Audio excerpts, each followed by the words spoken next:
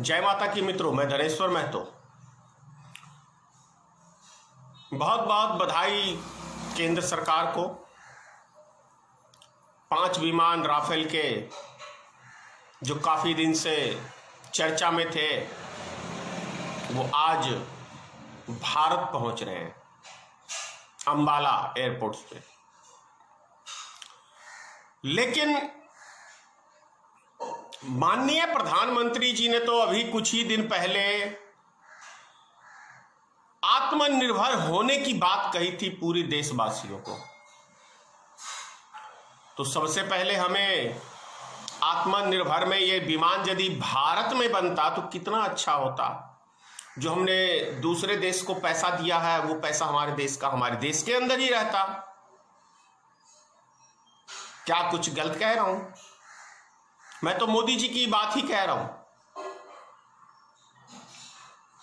सवाल उठता है कि कितने सारे लोग, मतलब लोगों को तो प्रधानमंत्री जी ने कह दिया कि आप आत्मनिर्भर रहो, लेकिन जो मूल चीज है, मूल शक्ति है भारत की, उसे आत्मनिर्भर क्या मोदी जी ने बनाया? मात्र 5 विमान, सिर्फ 5 विमान, और पूरा टीवी चैनल आज 1 महीने से चिल्ला रहा है। आप देख रहे हैं, इससे पहले भी भारत में विमान आए थे। कभी आपने इतना कोई न्यूज चैनल पे किसी उस पे देखा? एक बार ही खबर छपती थी कि भारत ने फलाने देश से डील की, इतने विमान, इतने हथियार हम लाए, ये सौदा हो गया। लेकिन अब एक इतना बड़ा भी मोदी सरकार काम करती है तो उसको सुबह शाम मतलब 24 घंटे उसकी विज्ञापन से भर देता है। क्या बहुत बड़ा एक काम हो गया कि 5 हमने विमान फ्रांस से मंगा लिए? बहुत बड़ा काम हो गया। क्या इससे हम चाइना को डरा दिए? चाइना डर गया इससे? यही मतलब मीडिया में अगर आप देखें तो सिर्फ यही चीज हमें देखने को मिल रहा है कि अब चाइना की खैर नहीं, अब चाइना को ये दिखाएंगे, हम वो दिखाएंगे। मतलब हवाबाजी जितनी सुन लो मीडिया से उतनी कम है। लेकिन वास्तविक जमीनी हकीकत क्या है? जमीनी हकीकत तो यही है कि चाइना ने हमारी धरती को कब्जा किया, हमारे सैनिक को मारा, हमारे सैनिक को पकड़ा, फिर उसको छोड़ा। हकीकत तो यही है। लेकिन हमारे देश के प्रधानमंत्री साहब तो कहते हैं कि ना कोई हमारे जमीन में घुसा, ना कोई हम किसी की सीमा में हैं, किसी ने किसी को कुछ नहीं किया। तो फिर 20 जवान तो हमारे आखिर शहीद हुए चाइना ने। तो अब प्रश्न तो ये सब उठते ही रहेंगे, क्योंकि हमारे प्रधानमंत्री ने सच बोलना कभी सीखा ही नहीं। देश की जनता को रूबरू सच कभी उन्होंने बताया ही नहीं। तो क्या ये 5 विमान से हमारा मुल्क वाकई में शक्तिशाली हो गया? और परमाणु हथियार हमारे पास है, उससे हम शक्तिशाली नहीं हुए? ये कहना चाहती है क्या हमारे देश की मीडिया?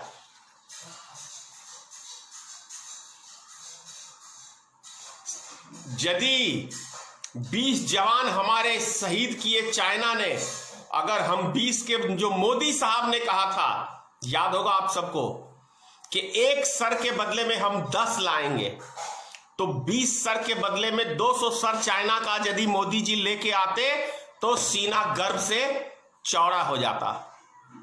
लेकिन नहीं, ऐसा नहीं हुआ। उल्टे उसके आगे नतमस्तक हो गए। आपने अभी कल भी मन की बात में एक लफ्ज मोदी जी के भी मुख से सुना कि चाइना के संबंध में, कि जिन्होंने हमारे 20 जवान को शहीद किया हम उनसे बदला लेंगे। ये लफ्ज सुनने के लिए मैं समझता हूं देश की एक एक नागरिक बेचैन है कि कब ये कहे मोदी जी। जैसा आपको याद होगा पुलवामा हमला, मोदी जी ने क्या कहा था? हम इसका बदला लेंगे। अरे नहीं सेना उसकी मार पाए, नहीं आतंकवादी मार पाए, कम से कम इलेक्शन जीतने के लिए 4 बम तो पाकिस्तान की सीमा में फोड़ ही दिए थे, फोड़ दिए थे। देखो चुनाव जीत गए।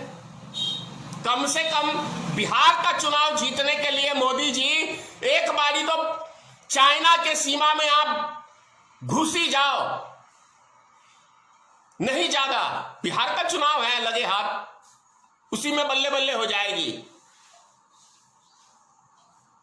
लेकिन ऐसा नहीं हुआ।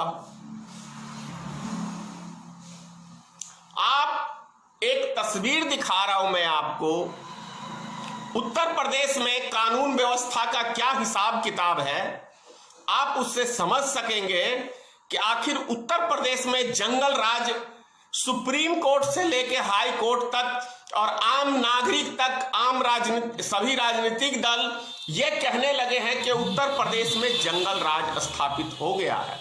और शायद भारत के इतिहास में जो चीज मैं आपको दिखा रहा हूं, इससे पहले कभी नहीं देखने को मिला ये चीज। एक बार आप देख लें, इस तस्वीर को देख लें आप, और समाचार को सुन लीजिए, आप दहल जाएंगे।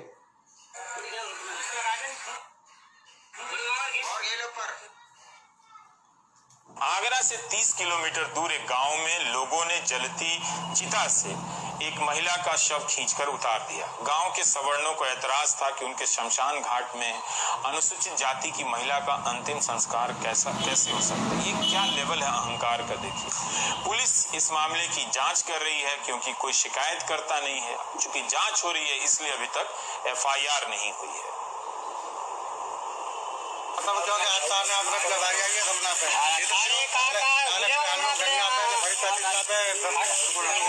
तभी होला दिमाग घुमा रहा तुम यार, जो काम करो थे करो नहीं यार, है ना होगा। देखिए, सजी हुई चिता से पूजा की अर्थी कुछ यूं हटाई गई और ये लोग पर घर वालों के दिल पे क्या गुजरी होगी। एक तो 24 साल की उम्र में वो गुजर गई, दूसरे सजी हुई चिता पे शव को मुखाग्नि नहीं दे रही थी, सिर्फ इसलिए कि उन्हें रोकने वाले पूजा को नीच कौम समझते हैं। कितने जलील हुए होंगे उसके घर वाले। और जैसे हमने मुखाग्नि देनी चाहिए बच्चे ने, ऐसे में सब ठाकुर समाज के लोग आ गए कि ये हम लोगों का ये शमशान है, आप तो इस पे दूसरी समाज का कोई भी नहीं इस पे दाह संस्कार कर सकता।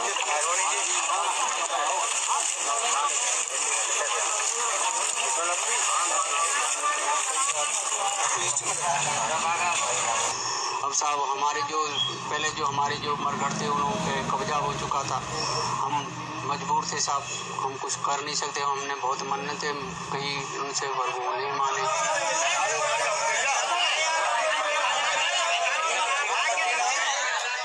आपने ये सीन देखा?